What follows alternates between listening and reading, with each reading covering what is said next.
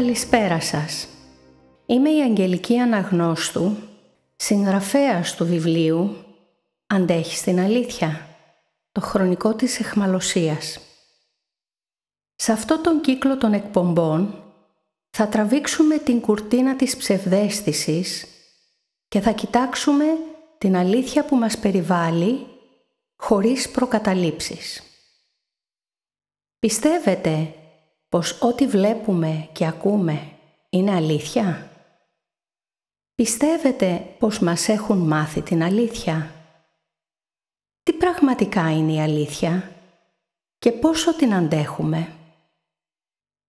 Ο Δημήτρης Λιαντίνης έλεγε: «Όταν δεν υπάρχει γύρω μας τίποτα το αληθινό, πώς να υποψιαστούμε ότι όλα είναι ψεύτικα?»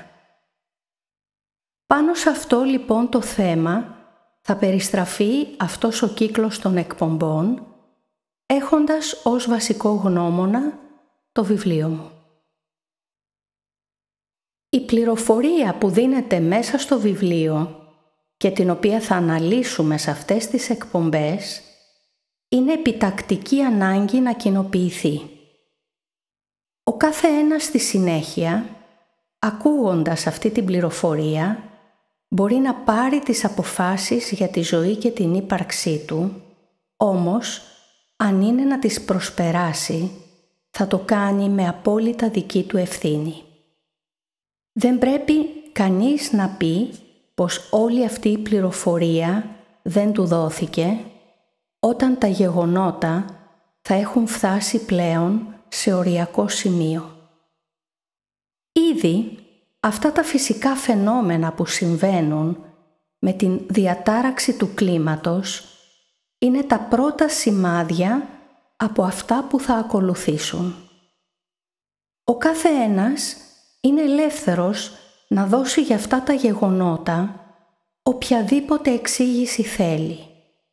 Όμως, δυστυχώς, το ανθρώπινο μυαλό δεν μπορεί να αγγίξει την πραγματική αιτία.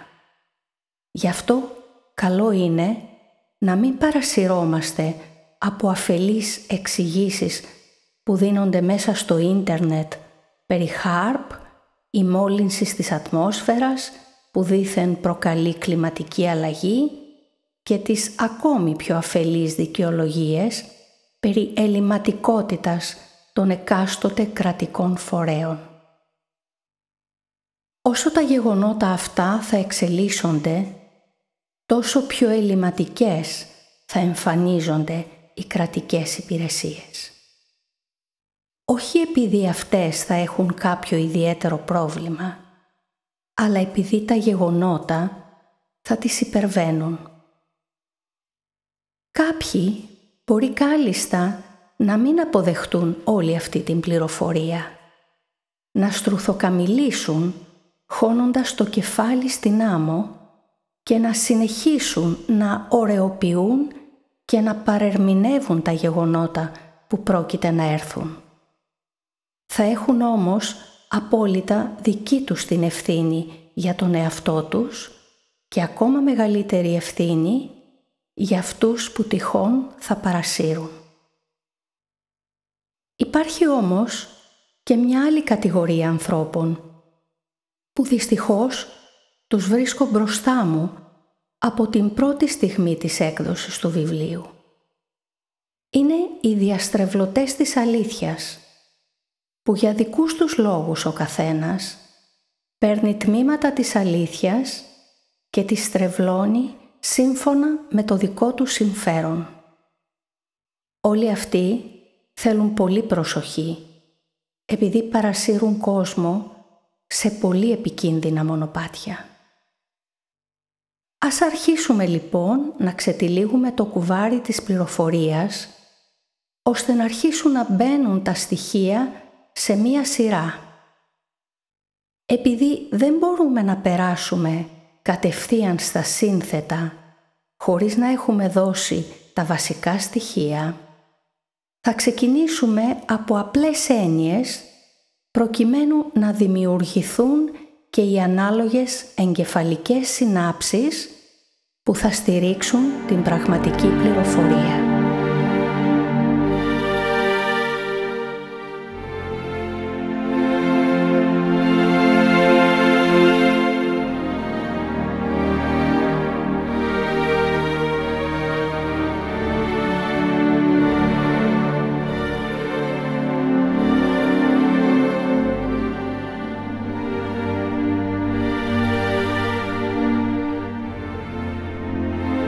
Ας ξεκινήσουμε με την μεταφυσική σημασία της λέξης αλήθεια.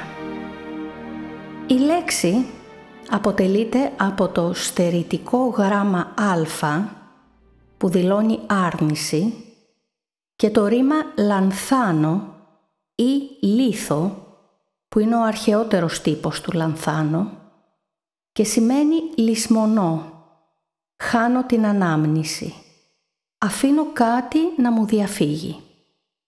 Οπότε κανονικά η λέξη είναι α, λίθη, α, και σημαίνει αυτό που πρέπει να μην ξεχνάμε. Ο Πλάτων στο έργο του Φέδων λέει σχετικά «Και βέβαια», είπε ο Κέβης παρεμβαίνοντας, «Σοκράτη, αν αληθεύει ότι η μάθηση δεν είναι τίποτα άλλο από ανάμνηση, τότε είναι ανάγκη κάπου στο παρελθόν να έχουμε μάθει αυτά που τώρα ξαναθυμόμαστε. Αυτό όμως θα ήταν αδύνατον αν δεν υπήρχε κάπου προηγουμένως η ψυχή μας προτού να λάβει αυτήν την ανθρώπινη μορφή». Επίσης, ο Αντώνιος Χαλάς στο έργο του «Περί επιστήμης» γράφει «Τα ως σκιέ και φαντάσματα περιφερόμενα όντα είμεθα εμείς οι άνθρωποι, οι έχοντες λησμονήσει το παρελθόν μας, το μακρινό μας παρελθόν, την προτέραν μας υπόστασιν. Τι είδε διαπίας μεγάλας αδικίας, διότι έκαστος ημών επί της γης αυτής πληρώνει τας αμαρτίας παρελθούσης του ζωής. Έκαστος ημών είναι κατάδικος, δεσμά του είναι το σώμα του, φρουρός δαπηνής και πανόπτης η βαρύτης. Από το παρελθόν εκείνο, το προ της επί της γης αφήξεώς μας, δεν ενθυμούμεθα τίποτε, επειδή μεταξύ αυτού και του όματος της συνειδήσεώς μας παρατίθεται το νέφος και η ομίχλη της λύθης. Υπήρχε εποχή κατά το μακρινόν εκείνον παρελθόν, κατά την οποίαν ευρισκόμεθα αντιμέτωποι με τον κόσμο των ιδεών, με το αηδές, το αόρατον. Η ψυχή μας γνωρίζει τα πάντα. Ανάγκη όμως, όπως αποσπάσει κανείς από την λύθην τας αποταμιευμένας απείρους εκεί γνώσεις. Είμεθα όντως πεπτοκότες άγγελοι, εκτίοντες επί της γης μεγίστας αδικίας. Και ερχόμεθα τι ούτω τρόπος εις την σημασίαν της λέξεως την οποίαν εξετάζομεν. Όταν το όμα της ψυχής βλέπει χωρίς να υπάρχει η ομίχλη και το νέφος, άνευ δηλαδή λύθης, τότε απέναντί της έχει το φως. Η τιάφτη της ψυχής κατάστασης ονομάζεται αλήθεια, άνευ λύθης. Αυτή είναι η μυστικιστική σημασία της περισπουδάς του λέξεως. Την αλήθεια λοιπόν, όπως δηλώνει η ίδια η λέξη, πρέπει να την θυμηθούμε. Η ενθύμηση προκύπτει μέσα από την αρκετά οδυνηρή διαδικασία της αυτογνωσίας, αλλά και της ευρύτερης κατανόησης των πραγμάτων που περιβάλλουν τον άνθρωπο, με βασική όμως προϋπόθεση την δυνατότητα της σφαιρικής αντίληψης.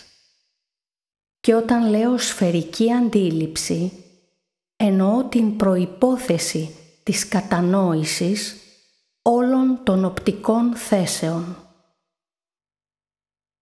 Αυτό επιτυγχάνεται μόνο μετά την ολοκλήρωση και των 3 φάσεων της αυτογνωσίας που θα αναλύσουμε σε ερχόμενες εκπομπές, αφού προηγουμένως δώσουμε και κάποια άλλα βοηθητικά στοιχεία.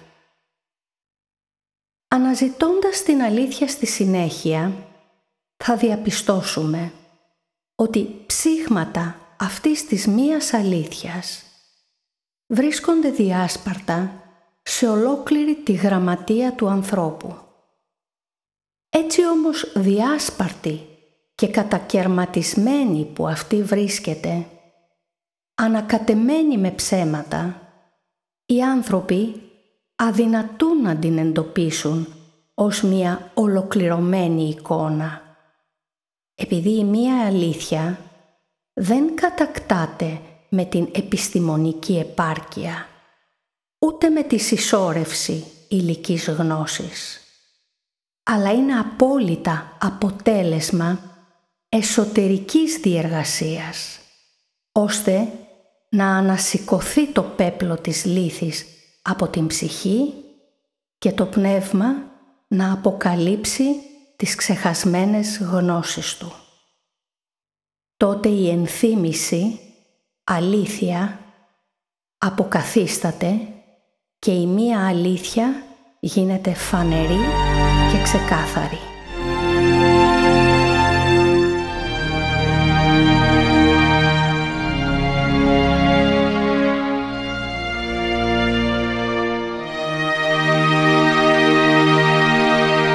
Κάποιος αμερόληπτος παρατηρητής της ίδιας της ζωής μπορεί να ψηλαφίσει την αλήθεια. Όμως, επειδή αυτό που τελικά θα ανακαλύψει θα είναι πολύ δυσάρεστο, θα προτιμήσει να συνεχίσει να εθελοτυφλεί.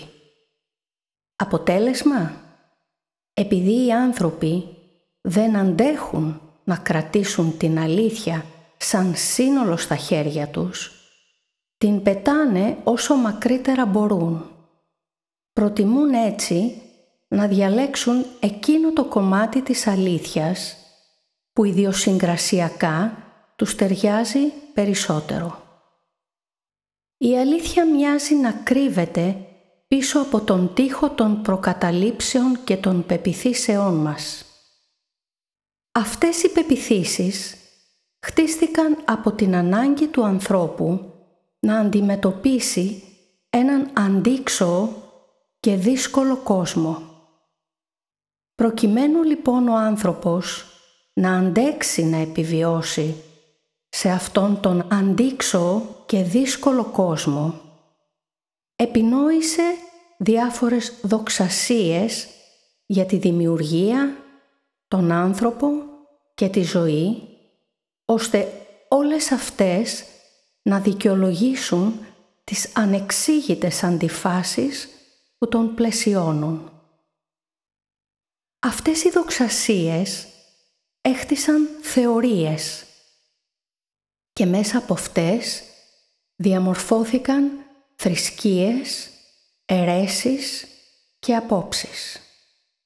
Στη συνέχεια, κάθε άνθρωπος υιοθέτησε μία θεωρία που να ταιριάζει περισσότερο στην ιδιοσυγκρασία και τη λογική του και παραμένει σε αυτήν την άποψη επειδή τον βολεύει και του προσφέρει ασφάλεια.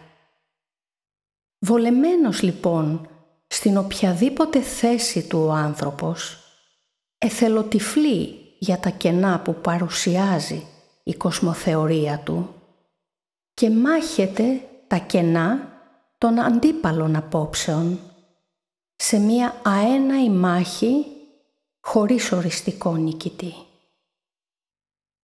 Αυτό συμβαίνει με όλες τις διαφορετικές θέσεις και απόψεις των ανθρώπων.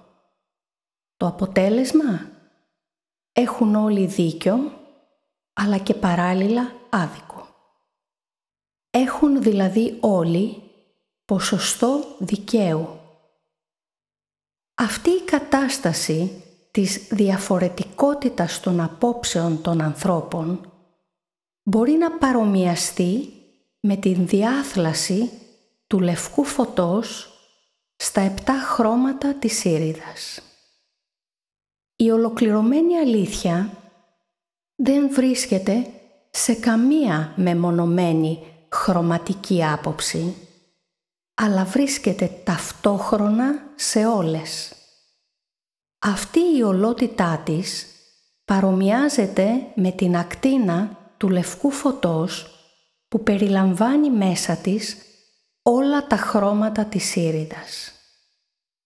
Όταν αυτή η ακτίνα πέφτει στον κρίσταλο της πυκνής ύλης, τότε διαθλάται στα 7 χρώματα και σχηματίζει την πολυχρωμία των θέσεων και των απόψεων. Ο άνθρωπος, μένοντας καθυλωμένος στην προσωπική του άποψη, χρώμα, δεν μπορεί να συνθέσει όλα τα χρώματα, θέσεις, απόψεις και να δει την λευκή απόχρωση της μίας αλήθειας. Έτσι ακινητοποιημένος και αλυσοδεμένος με τα δεσμά των αδυναμιών, των επιθυμιών και του εγώ του, στην οπτική του γωνία επιλέγει μία άποψη που ταιριάζει περισσότερο με την ιδιοσυγκρασία και τον ψυχισμό του και διαφωνεί με την άλλη ομάδα των εξίσου αλυσοδεμένων και ακινητοποιημένων ανθρώπων που έχουν επιλέξει μία διαφορετική έκφραση της αλήθειας, συνεχίζοντας έναν αέναο κύκλο διαμάχης.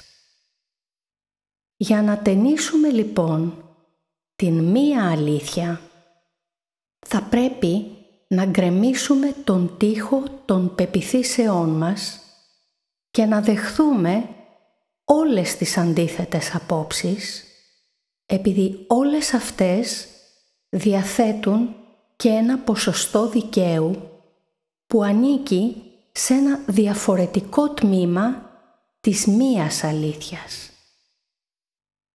Το μόνο που μένει σε μας είναι όλα αυτά τα διάσπαρτα τμήματα να τα εντάξουμε όλα σε μία συνεκτική εικόνα που θα είναι η πραγματική εικόνα του κόσμου μας.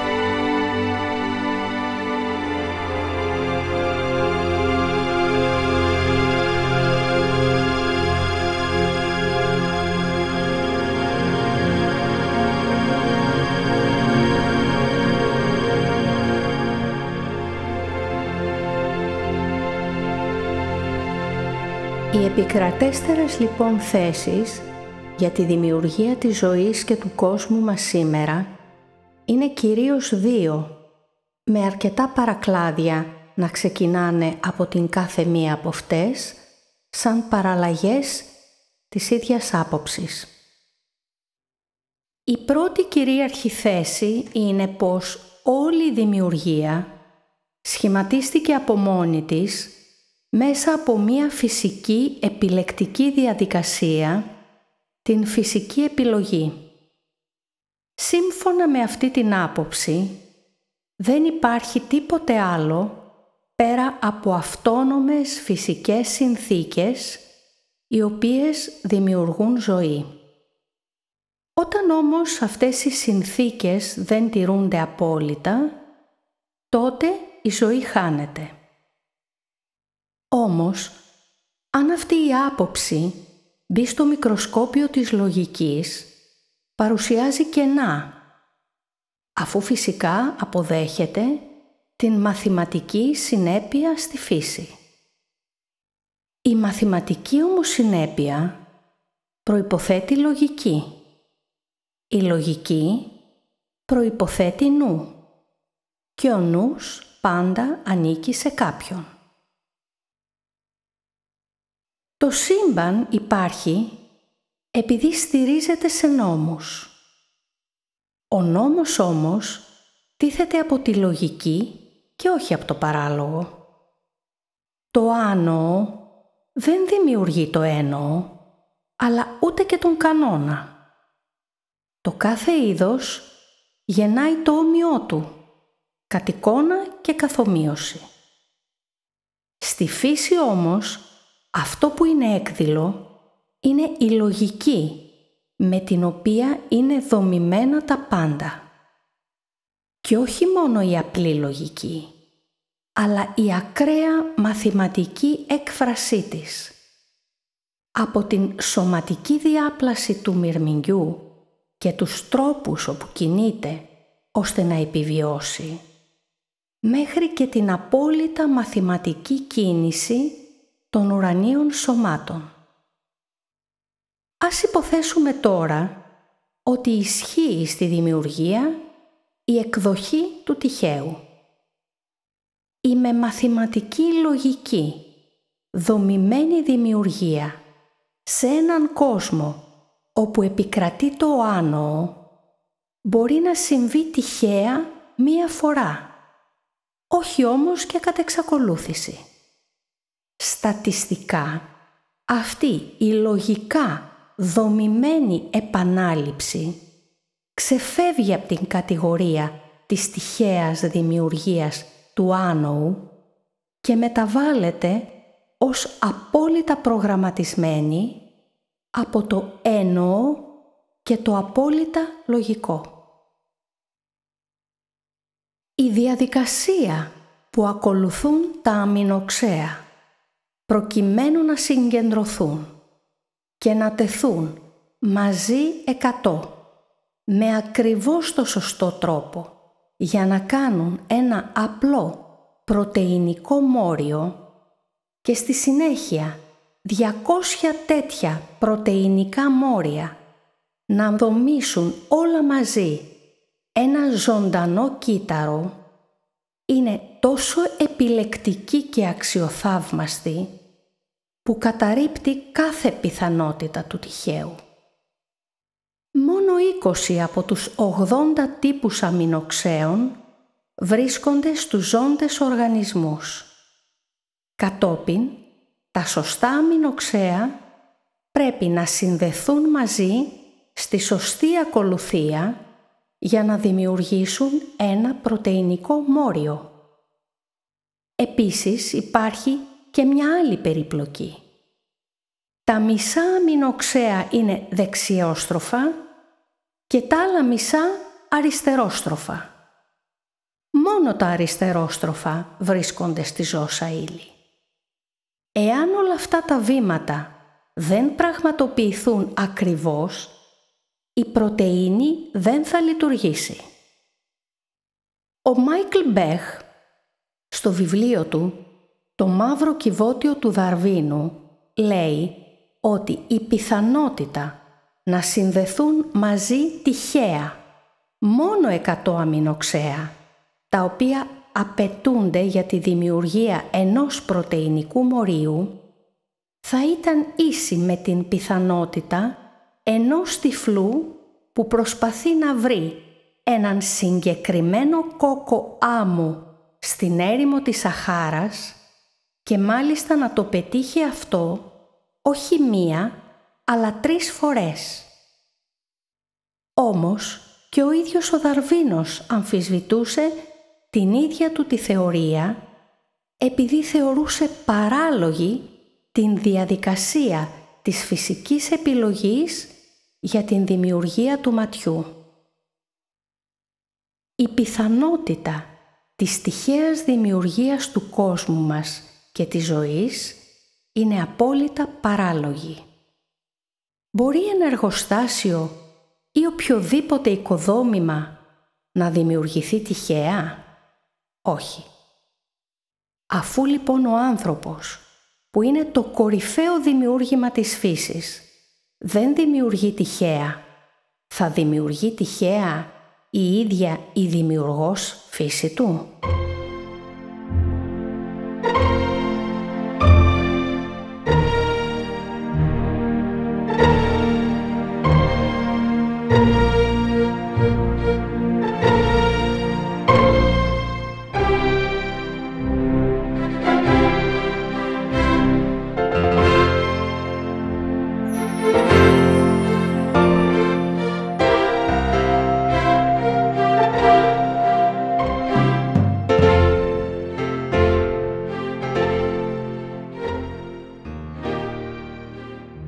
Ερχόμαστε τώρα στη δεύτερη άποψη για τη δημιουργία του κόσμου και της ζωής. Η άποψη αυτή υποστηρίζει πως όλη η δημιουργία είναι αποτέλεσμα ενός Πανάγαθου Θεού που άλλοτε του δίνουν μορφή και άλλοτε τον θεωρούν άμορφο. Αυτός ο Πανάγαθος έπλασε τα πάντα μέσα από την αγάπη του και τη σοφία του, παρέχοντας στους ανθρώπους τη δυνατότητα της ελεύθερης επιλογής ανάμεσα σε θετικές και αρνητικές δράσεις. Αυτή η άποψη υποστηρίζει πως πάντα μέσα από τις επιλογές του ο άνθρωπος διδάσκεται για το πώς τελικά θα αποβεί καλύτερος. Όμως και αυτή η άποψη έχει πολλά λογικά κενά και γι' αυτό άλλωστε αμφισβητείται από αρκετούς. Κάθε έννοος άνθρωπος, όσο και να ψάχνει μέσα στην συνολική δημιουργία, δεν βρίσκει πουθενά αυτόν τον Πανάγαθο Θεό, αλλά ούτε την αγάπη του. Επίσης, αν κάποιος άνθρωπος παρατηρήσει επισταμένος όλη τη ζωή, θα καταλήξει στο συμπέρασμα ότι αυτή η δήθεν ελεύθερη επιλογή είναι απόλυτα ανέφικτη και εικονική. Υποταγμένος ο άνθρωπος πάντα στις ανάγκες που τον περιβάλλουν, αλλά και υποταγμένος στον ψυχισμό και τον χαρακτήρα του, αν και την επιδιώκει αυτήν την ελεύθερη επιλογή, αυτή καταντάει άπιαστη. Έτσι, η δυνατότητα της ελεύθερης επιλογής φαίνεται να καταρρέει. Μια άλλη ιδιότητα αυτού του Πανάγαθου Θεού είναι η δικαιοσύνη. Ερχόμαστε λοιπόν τώρα απλώς ακροπατώντας να θίξουμε μια άλλη έννοια. Την έννοια της δικαιοσύνης.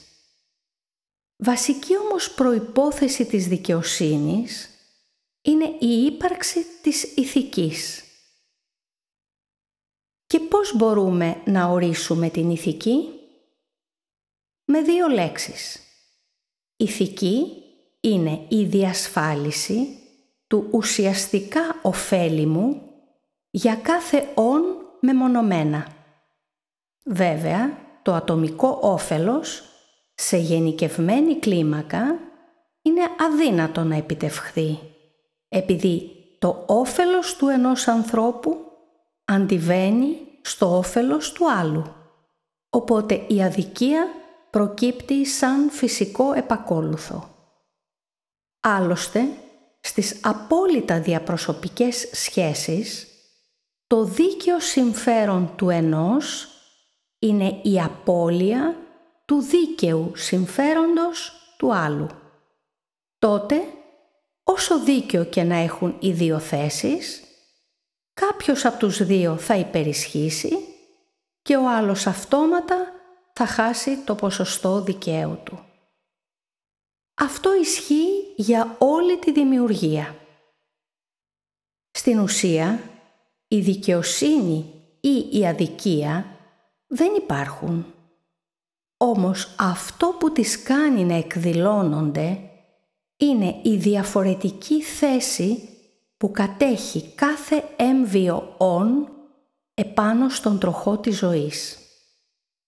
αυτή η διαφορετικότητα της θέσης όλων προς όλα έχει σαν παρενέργεια την δημιουργία του δίκαιου ή της αδικίας.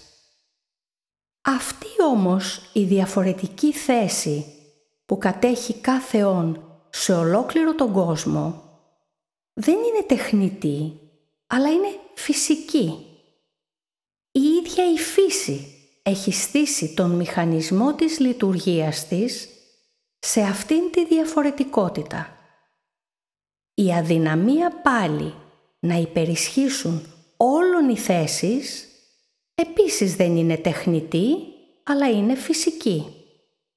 Έτσι, αναδύεται ένας άλλος φυσικός νόμος για να θέσει τις αρχές του. Ο νόμος για το δίκαιο του ισχυροτέρου. Πού είναι η δικαιοσύνη όταν ένα πεινασμένο ζώο τρώει κάποιο άλλο? Ποιο από τα δύο ζώα έχει το δίκαιο με το μέρος του? Κάποιοι ισχυρίζονται ότι ο νόμος της υπεροχής του ισχυροτέρου ισχύει προς χάριν της ισορροπίας και της επιλεκτικής αναβάθμισης και πως μόνο μέσω αυτής επικρατεί το ισχυρότερο και αφανίζεται το ασθενέστερο. Έτσι θεωρούν πως υπάρχει εξέλιξη.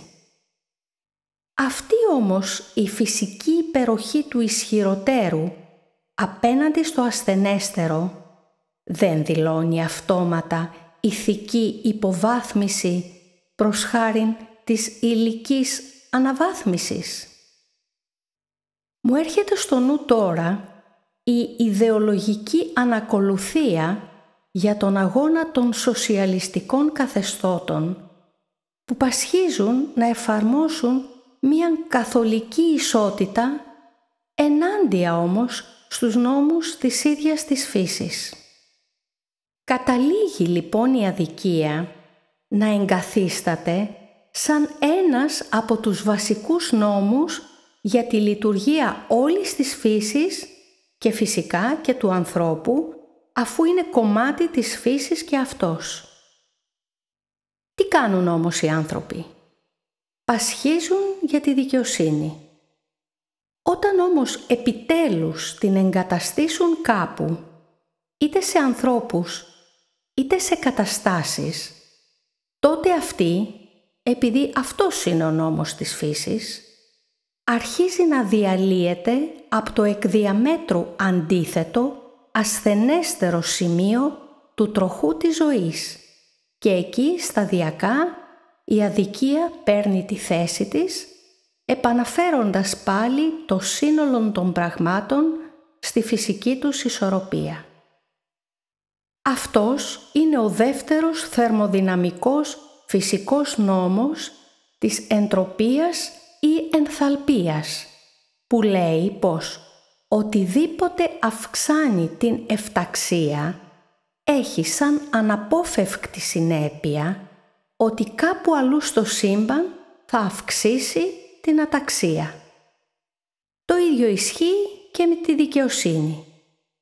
Οτιδήποτε αυξάνει τη δικαιοσύνη σε ένα σημείο του τροχού της ζωής έχει την αναπόφευκτη συνέπεια κάπου αλλού να δημιουργήσει την αδικία.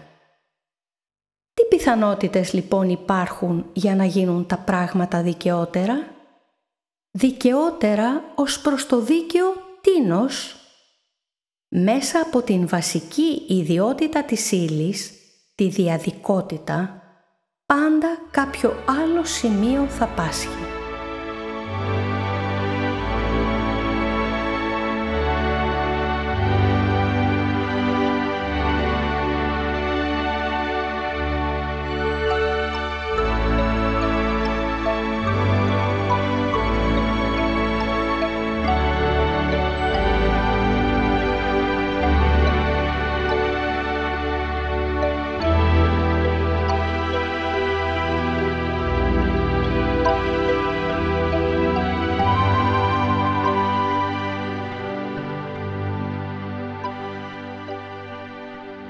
Θα φέρω ένα χονδροειδές παράδειγμα που όμως δηλώνει απόλυτα αυτόν τον φυσικό νόμο που λέω.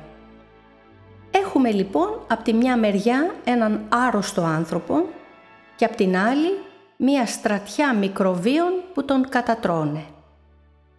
Κάποια από τις δύο ζωντανές υπάρξεις θα πρέπει να πεθάνει προκειμένου να ζήσει η άλλη. Τα πάντα σε αυτή την υλική διάσταση, από το μικρότερο χορταράκι μέχρι και τα μεγαλύτερα όντα, ακόμη και αυτά τα ίδια τα άστρα, υπόκεινται σε αυτόν το δίδυμο νόμο, δίκαιου άδικου. Έτσι, καταλήγει να κάνει την εμφάνισή του ένα ακόμη βασικό αξίωμα αυτού του σύμπαντος που είναι «Ο θάνατός σου, η ζωή μου».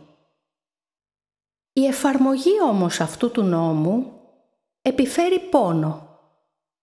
Όταν κάποιοι χάνουν το ποσοστό δικαίου τους, που ξεκινάει από την πιο ασήμαντη λεπτομέρεια και καταλήγει στην απώλεια του δίκιου τους για την συνέχιση της ζωής τους, τότε αυτοί πονάνε. Και ο πόνος και η αγωνία του θανάτου είναι ίδια σε όλα τα πλάσματα αυτού του κόσμου.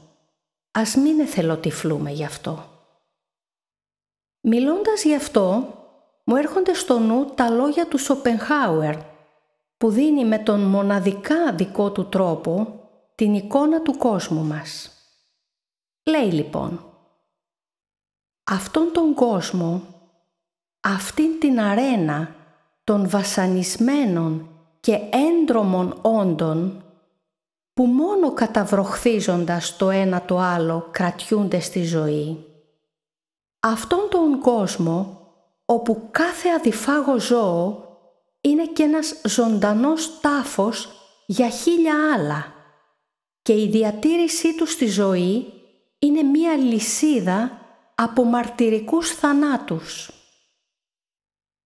Αυτόν τον κόσμο θέλησαν να τον συντεριάξουν με το φιλοσοφικό σύστημα του οπτιμισμού και να μας τον παρουσιάσουν ως τον καλύτερο από όλους τους κόσμους. Ο παραλογισμός είναι κραυγαλαίος. Για όσους δεν γνωρίζουν τι είναι ο οπτιμισμός, είναι η θεωρία που υποστηρίζει πως ο κόσμος μας και ό,τι έχει σχέση με αυτόν είναι ο καλύτερος που θα μπορούσε να υπάρξει, επειδή αποτελεί την έκφραση της σοφίας και της καλοσύνης του αγαθού Θεού. Ο όρος προέρχεται από την λατινική λέξη optimus, που σημαίνει άριστος, βέλτιστος. Η αδικία λοιπόν πάντα θα δημιουργείται σαν αντίβαρο σε κάποιο άλλο σημείο για να διατηρεί την ισορροπία του διαδυσμού, την χαρακτηριστική ιδιότητα της ύλης, το Yin και το Yang.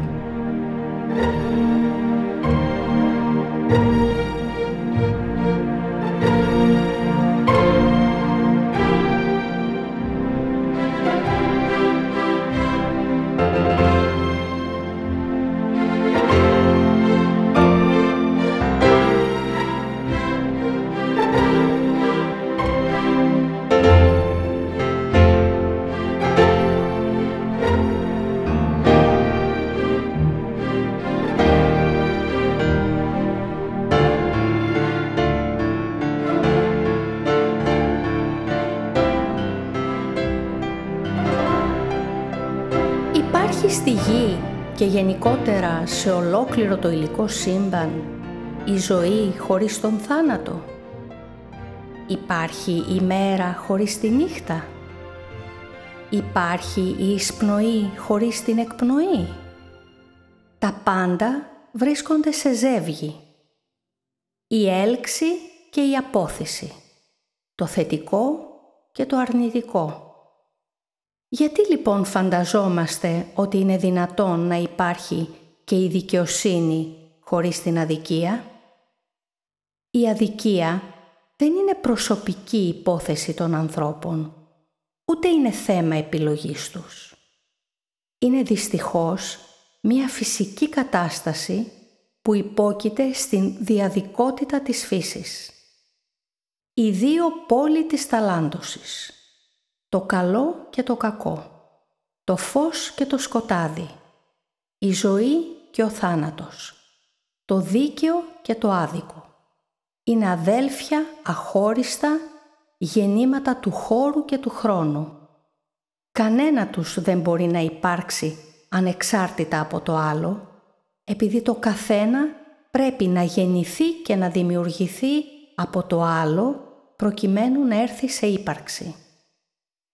Αν για παράδειγμα κάποιος απομονώσει από ένα άτομο της ύλης τα αρνητικά του ηλεκτρόνια, κρατώντας μονάχα τον θετικό του πυρήνα, αυτόματα θα ακυρώσει ολόκληρο το άτομο.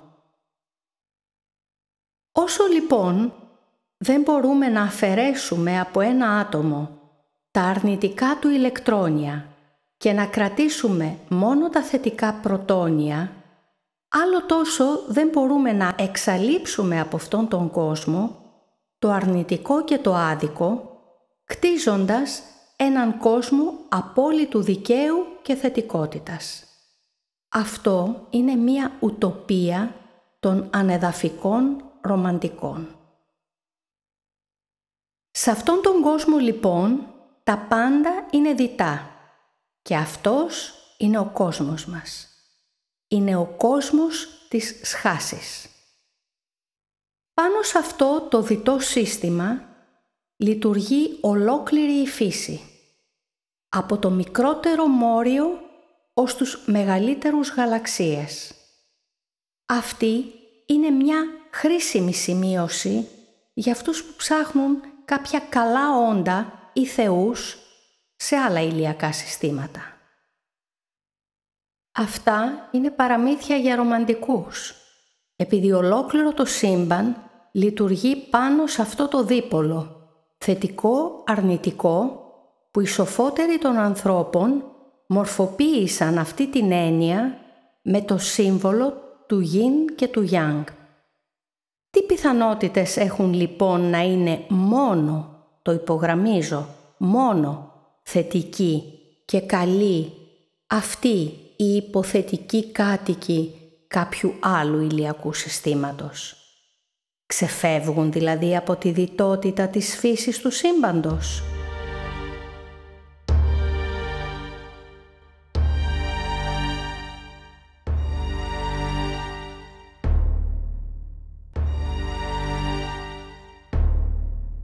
Οι δυνατότητες ενός προγράμματος καθορίζονται πάντα από τους δημιουργούς του και όχι από τους χρήστες του. Γιατί λοιπόν τα λάθη του Πανάγαθου Θεού τα φορτώνονται οι άνθρωποι όταν ολόκληρη η φύση λειτουργεί με τον ίδιο σκληρό τρόπο?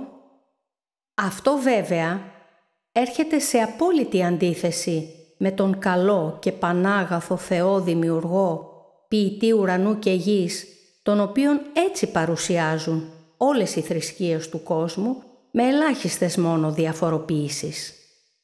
Θέλοντας λοιπόν πολλοί άνθρωποι έμεσα να απορρίψουν έναν κακό δημιουργό που διακρίνουν μέσω του δημιουργήματος, αμφισβητούν την πατρότητα του λογικά δομημένου δημιουργήματός του. Μήπως τελικά αν ενώσουμε και τις δύο θέσεις που μέχρι τώρα αναλύσαμε, τότε θα διαπιστώσουμε κάτι περισσότερο αληθινό, αλλά όχι και τόσο ευχάριστο. Ναι μεν στον έννοο και πάνσοφο μαθηματικό δημιουργό, αλλά όχι στην ιδιότητα Πανάγαθος. Υπάρχει τώρα και κάποια άλλη ομάδα σκεπτικιστών, περισσότερο ευαίσθητη στη συνολική αδικία, που προσπαθεί να την αιτιολογήσει κλείνοντας αυτό το κενό με το δόγμα του κάρμα και της ανταποδοτικής δικαιοσύνης.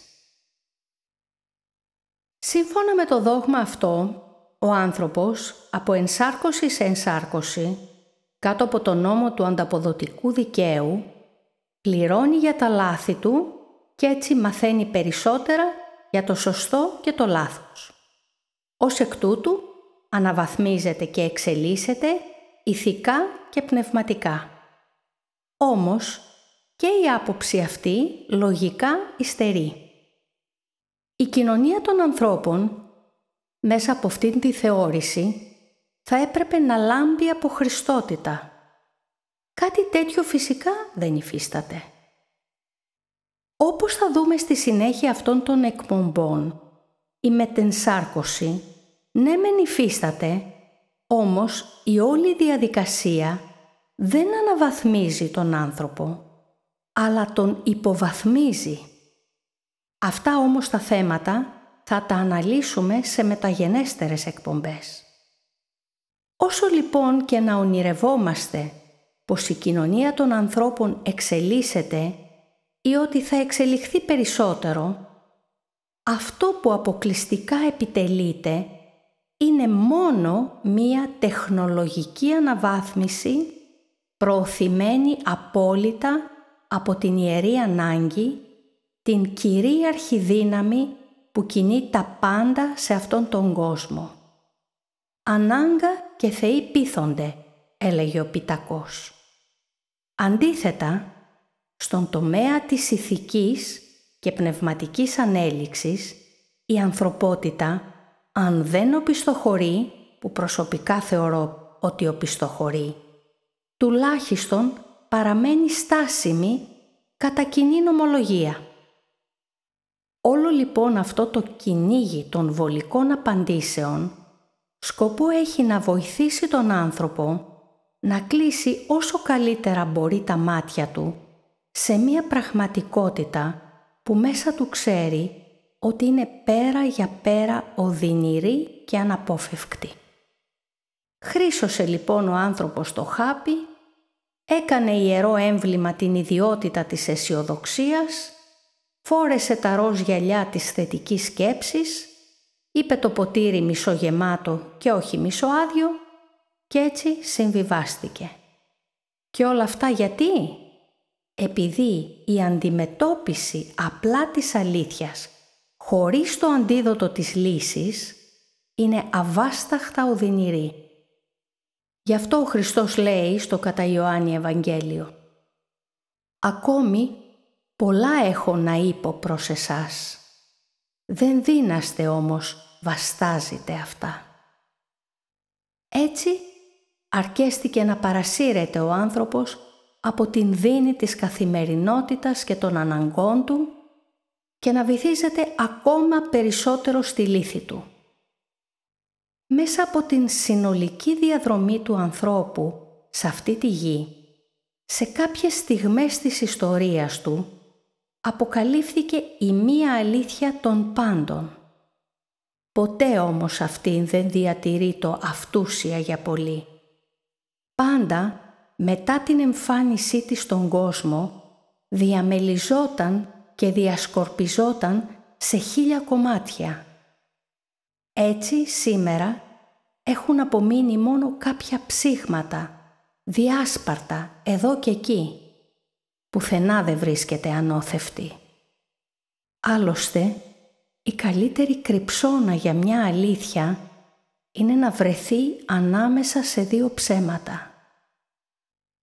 Όλες λοιπόν αυτές οι διαφορετικές εικασίες περί της ζωής και του κόσμου, το μόνο που κάνουν είναι να μπερδεύουν το κουβάρι της αλήθειας ακόμη περισσότερο. Η οδυνηρή αλήθεια είναι μία και περιέχει μέσα της όλες τις διαφορετικές. Η πιθανότητα να συγκεντρώσει κάποιος όλα τα διάσπαρτα ψήγματα για να συνθέσει ξανά το παζλ είναι από ελάχιστη έως ανύπαρκτη. Επειδή η επιδεξιότητα του υλικού πεδίου είναι να διαθλά τις αλήθειες και να τις εκτρέπει σε διαφορετικό σημείο από αυτό που θα πρέπει να είναι. Η άκρη βρίσκεται αν κάποιος ξεκινήσει αντίστροφα, αναζητώντας την στον κόσμο του αδιέρετου. Στην επόμενη εκπομπή, μέσα από τις πηγές που έχουμε στα χέρια μας, θα περιηγηθούμε σε αυτόν τον κόσμο του αδιέρετου, ώστε να τον γνωρίσουμε και να τον κατανοήσουμε καλύτερα. Μέσα λοιπόν από αυτό το οδηπορικό θα συγκεντρώσουμε όλα τα σκόρπια κομμάτια της αλήθειας και θα συνθέσουμε την συνολική εικόνα της για την ζωή και τον κόσμο μας. Καλό σας βράδυ.